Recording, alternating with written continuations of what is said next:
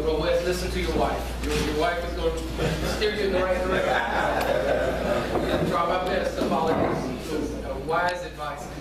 But you want me to remind everyone that not only do we hold this near and dear, no big eyes, no little U's with WIU Pastors Coalition, we respect your time. And we have 2 sessions each year. We have our winter-spring session, and then we take June and July off. And then now for 16 weeks, starting last Tuesday until November the 18th, we'll be here every Tuesday. We want you to know we respect your time very much, so that we respect that the role that you serve, that's so important role of pastor, spiritual leader in this community, puts a lot of time demands. And what Sandy wanted me to be sure and encourage you that if you ever need to come late to the coalition, we want everybody to feel comfortable. If you need to leave early, we're not going to, please don't feel awkward at all. We realize Pastor Brian Thompson wanted me to let everybody know his heart is here with us. They have a homegoing funeral service going on right now. He just couldn't be here. And we respect the fact, one of the pastors told us, I think it was last year, that he had been gone for 6 months, had not been, and he felt a little bit awkward coming back in, and he said after a couple of games, like he had to miss a week. And we think that's the spirit of this team, and we thank you guys for that spirit. We have a number of friends that are here for the first time today. We want to welcome you. This is the WIU Pastors Coalition.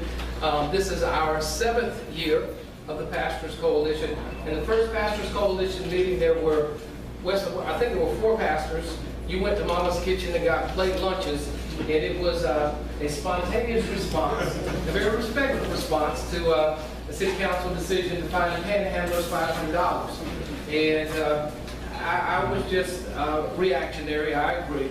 Well, before I thought of it, the next morning I did an editorial about Rambo, and I understand Rambo was a fiction. But the concept, here we are on the doorstep of the greatest military installation in the world. And the concept of, the Rambo concept of having served his country and getting arrested for asking, need to get something to eat. All the friends that Wesley and I have been blessed to meet, and we consider them friends, and we consider it a blessing to have met them at our old location. We had a number of homeless friends. So many of them had served their country. Fayetteville has, by estimate, over 300 military veterans who are amongst our homeless population of 2,000. And so what I said that morning on my editorial was, every homeless friend we had, if they had $500 to pay the city, they wouldn't be asking us for $5 for something to eat. And could we work together to do something to reach out to our homeless friends? What happened, the pastor said, well, Wes, if you're going to talk like that, folks are going to say, we're just, making noise, not making a difference. We need to do something. And we thank God and we thank you. It was the beginning of a movement that all we had time to do was once a week. I wanted strategically to have flyers and everything. We didn't have time for any of that. All we did was call each other on the telephone and talk on the radio. And the plan was to take an offering. And Wesley and Charles Evans found the City Rescue Mission. It just touched your heart. More than 200 people lined up at lunchtime needing something to eat, families, moms with children. It was very heart-touching, obvious need. And when $25,000 came in on that particular kind of short radiothon, we knew that there was a lot of friends in this community that wanted to do something. And that's really what has brought us together. We respect that what unites us is greater than what divides us. And we thank you guys for that. Together we've raised over $70,000. Most of it's gone to homeless ministries over these last 5-6 years. And we've seen some marvelous things at the WIDO anniversary. We know it's we do, not me do, and we honor the Lord with that. That's right. We know it very much. I looked at the budget this year, Lord, I'm a dead duck. If you don't help us, it's way bigger than what we can do on our own. But you guys have been helping us. The Lord has sent. Last night, Dorman Cadillac, we were on the phone. He had come to us and said, we want to help y'all do that youth event. We want to be a sponsor. And Fayetteville State has always been a sponsor with us. We thank you for that vision. And it helps us be able to, when somebody can't afford a ticket, as they come down to the station, we're able to give them a ticket. So we're praying for souls. We're praying for many lives to be healed, delivered, and set free this year's WIDO anniversary. We appreciate you praying with us for that. Today we have a very special presentation. And before we do that, I want my sweet, wonderful, beautiful wife to have a privilege.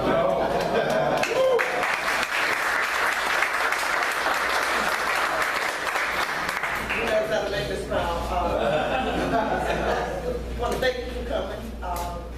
It's just a blessing to be able to know that on Tuesdays, no matter what I'm going through, I'll feel better when I leave because everybody's hugging and smiling. And if you're not having a great day, you will by the time you leave, you'll be having a wonderful day. If you're not a member of Wake Up, it's not required, but I do have some information that we can give you. We'd love to have you. Just love to have you visit with us any Tuesday. I will say about Fayetteville State, Weston mentioned them being a sponsored anniversary. They've been with us since the very first. Yes.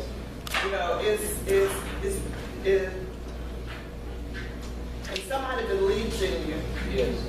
Without you having to do a lot of talking, it really makes you feel good.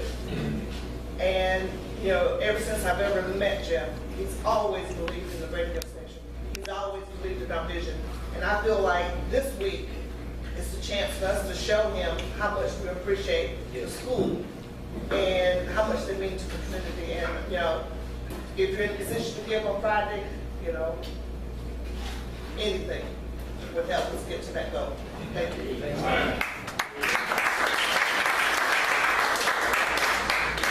What we're going to do today, if you've been and not heard, we're hoping this becomes an annual tradition. Jeff was encouraging me a while ago that they're enjoying what we're doing. An annual salute and celebration of FSU and the We Do Radio Network. Randy, appreciate you guys helping us this morning. We had some good programs. Every day this week, we're having programs.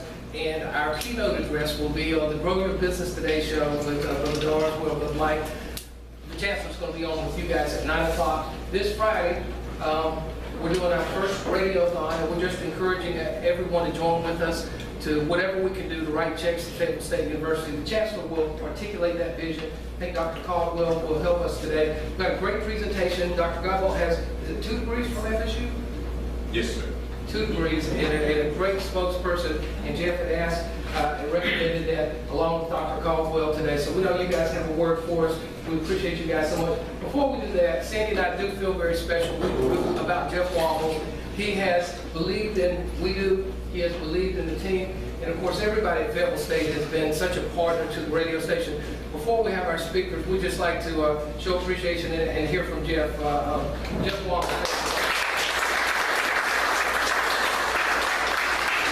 Thank you, Wes. I certainly be remiss if I fail to acknowledge Wes and Sandy for their generosity to Fayetteville State University. This radiothon is a tremendous gesture for them to dedicate an entire week, if you will, that started on yesterday and continues through Friday to this institution speaks volumes about their belief in what we're doing at Fayetteville State. We simply cannot thank you enough for what you're doing, and we certainly appreciate that. And of course, Mr. Caldwell and Reverend Caldwell will articulate that later on in the program, but I just wanted to acknowledge the two of them for everything that they have done for us, and you will continue to have our support. Thank you very much. Thank you.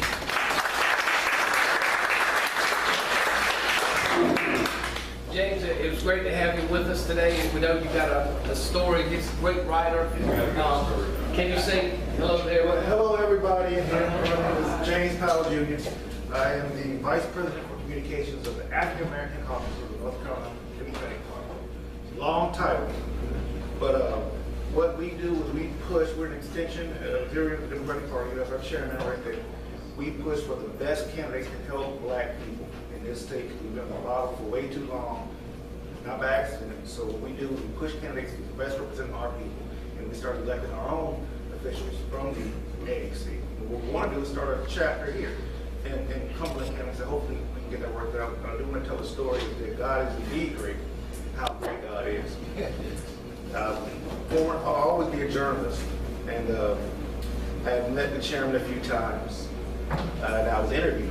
But I'm interviewing at HK on Jamin in downtown Raleigh. I'm also epileptic, okay? And to be scared of it, I hope, right? So, after the event, I went home and told my wife that, I'm gonna go get my medication from Rite Aid, and I'm gonna go to the Boston Market. I'm gonna come home, whatever. I didn't come home. I got to Boston Market, and there I saw Randy, Dr. Chavis, Dr. Barber, all of them. Talking to Randy in line, he asked me, Jason, how much would it cost to hire you in politics? Next thing I know, I'm on a gurney. I'm laying my dirty, my head busted open, blood everywhere. Apparently, Dr. Chase is screaming. I know his mother, Reverend Barber's praying over me. But all that, I always wanted to be in politics. I never knew how. I never knew how to get it. When I was in 11th grade, I prayed. I said, God, what am I good at? You know, it's not math. I can't do math. You know, there's a lot of things I can't do. I said, God, he said, people and thinking and rises and turn to a career, Lord. But I wanted to become a politician. The Lord dropped me on my head right in front of Randy Bowler. I'm going to go back to Raleigh, do some more of the people's work for the people. And thank y'all for listening, and thank you for having me. Everybody. Well, James, you should tell him the part where he was up, we prayed over him, and then I stuck my business card in your hand, and when they took him to the ambulance, he gets home, he said, what happened? I don't remember. Well, I got this card.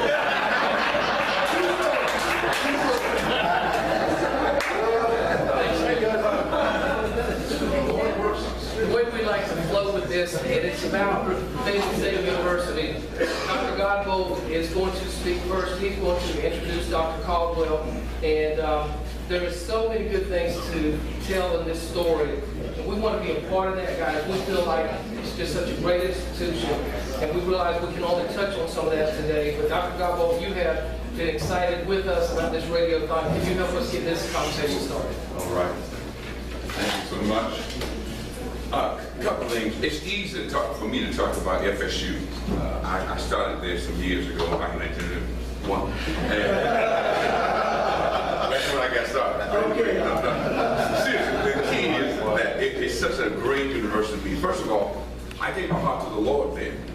1971, March of 71 is where I got saved. Third floor, Vance Hall is where I gave my heart to Christ. And being a Christian all of my life as far as in the church, but really making my first commitment to becoming a real born-again Christian, it happened on that campus. So that has a very special place in my heart. Within 2 years of that time, I proposed to my wife, who now we've been married for 41 years, in that Rosenthal building, room M8. Some things you don't forget. As a matter of fact, on our 40th year there, last year, we went back and stood in that room and took a picture as to where I proposed to. Wow. So it has great memories for me in a lot of ways. So I don't just pour into it because it's where I got my education. I have 2 degrees from there, my wife has 2 degrees from there, my son has a degree, and my daughter has a degree.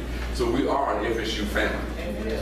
We got 6 degrees from FSU between all of us. And I have one grandson that I think I'm going to get to go to the others and talk about some other universities that I will not name at this time, but they are talking about the university. You know, kids are coming up thinking lots of great things that they want to do. But some time back, I decided that what I was going to do was just my favorite thing to do is pay my tithes, number one. I love doing that. I know that's where my blessing comes from. A lot of folks don't believe in it. That's what you believe. You can tell me what you want to. I know what works for me. Yes. And the second thing I enjoy doing is writing a check to FSU. Yes. And it doesn't have to be big, but I made up my mind I'm going to write a check every month to the FSU. And I've been doing that and been in the chest, but it's been what I love to do. And I figured, I said, if everybody just wrote a check every week, every month at WFS, that'll work too, but FSU, and give them that little bit. What happens when all of us get together, it's amazing how big that pot becomes. Every month, $10, $25, $100 going into the university. So when we were on the radio, they heard me talk about it. Every chance I get a chance, I talk about writing a check to Fayetteville State University. And it's great. I learned a lot there, not just in school, but I think the greatest education is being around people and learning them, and then you learn from people. My professors, as some folk that I was around, I just like being around them. When they finished teaching the class, I just got around them, just listened to them, because they were down-to-earth people. And what I believe about the university, I'm from here. When you're from a place, you ought to be able to praise your own heart. This is the kind of university that's been homegrown, that's been here from years. As a matter of fact, when I work out, I have a Fayetteville State University outfit. I went to the bookstore, bought it. It got FSU on it. And I got the blue because some folk there. That's not Florida State. You got that right. It's not Florida State. It's Fayetteville State. And I'm working out in there. And the first thing they asked me is, "Do you work at Fayetteville State?" I said, "No, I don't work there." So they don't ask people who are at UNC if they work at UNC. They think that when you put on Fayetteville State, you got to work there. I said, no, I don't work there. As a matter of fact, some of the people who work there saw me wearing some. They go to work there, started wearing some of the same things themselves because it affects people in the right kind of way. So on my car, every vehicle I have, I go out and get me a sticker. I put on the back of my sticker, on the back of my vehicle, FSU. I only get the cheap ones. I get the one that looks good on the window. Fayetteville State University alumni. Put on every vehicle I have. And that, when I got out there right now, it's on there too. Because when you believe in something, you support it. And that's what I do, I support it. As a matter of fact, before I finish the lesson today, one of the preachers handed me a check from his church. Brother James Foote Swinson said, I'm going to be the first one to put $25 in this FSU. I said, all right, brother, I'll take that.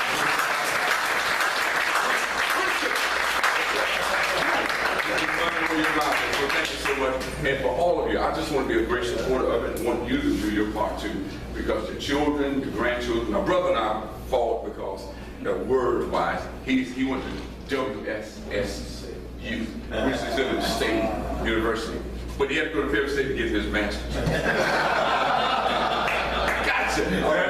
So we appreciate him too. But I want to introduce Dr. Caldwell to come in and really work on the other end of this thing. He knows all the intricate parts. I'm just speaking like a cheerleader, all right? So show your love for Dr. Caldwell.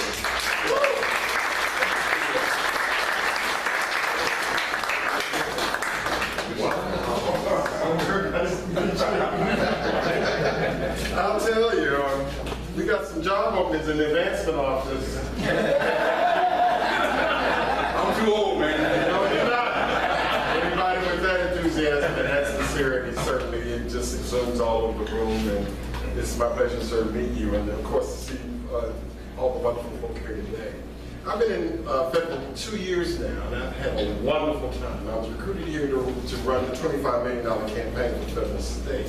And I'm pleased to report to you that while it is a 5-year effort, we are only 2 years in, and we've already raised $9,140,000. Is that don't let anybody fool you. The bulk of that money has come from alumni.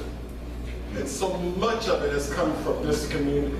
Because we are the hometown university. We are the only constituent institution in the UNC system. And we are one of the best academic buys in this country. So I urge you to join with others. We certainly thank Wes and Sandy for all of this wonderful, wonderful exposure. But there's work to be done. There's an assault on higher education, as you well know. There's an assault out there about access to higher education. Many of you probably read in the newspaper about the shrinking of our enrollment. Where do you think that's coming from? Now, I don't know about you, but I see kids all over this community that need to go to college and want to go to college. But unfortunately, the state of North Carolina, they've changed the rules. The new minimum admissions requirement is 2.5 and an 850 on the SAT. I don't care if you got a 3.8 and you make 729 on the SAT, you can't get into Fayetteville State unless you come in as an exception. Do you know how many minority young people are being pushed out of a college education or are being forced into what? Community colleges for a vocational degree because of those new admissions requirements. So we got work to do with the legislature to change that paradigm, because too many people, too many young people are at risk about not fulfilling their life's dream. But I want to make this a little more personal. And as we talk to folk in Lumberton on Friday and Laurinburg, and of course here in this community, we need your help, because there's something that we can offer you, but we need you to distribute it and get people ready for it. First of all, how many of you all heard of the early college movement here in North Carolina? Now, if you have a young person within your reach who is centered on academics, who wants to go to school from high school almost to the master's free, send them to FSU. We have the International Early College and we have the Cross Creek Early College. But we have funding now that virtually assures a kid with a 3.0 in high school who wants to go to college, he or she can go there for 8. So you need to pull those young people out of your churches, out of your classrooms,